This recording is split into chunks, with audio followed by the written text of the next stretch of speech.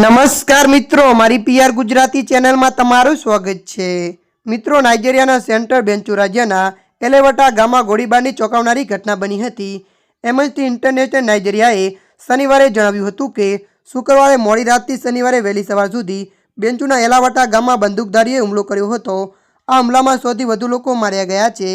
Amnesty International નાઇજીરિયાએ social media platform X પર post કરીને લખ્યું કે ઘણા લોકો હજુ પણ ગુમ છે, ડઝનભર લોકો ઇજાગ્રસ્ત થયા છે અને તેમની પૂરતી તબીબી સંભાળ મળી નથી।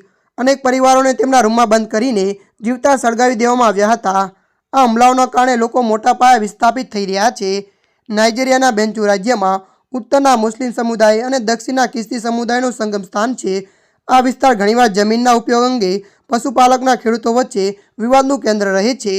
જ્યારે પશુપાલકો તેમના પશુઓ માટે ગોચર શોધે છે, ત્યારે ખેડૂતો ખેતીની જમીનની જરૂરિયાતના કારણે વિરોધ કરે છે।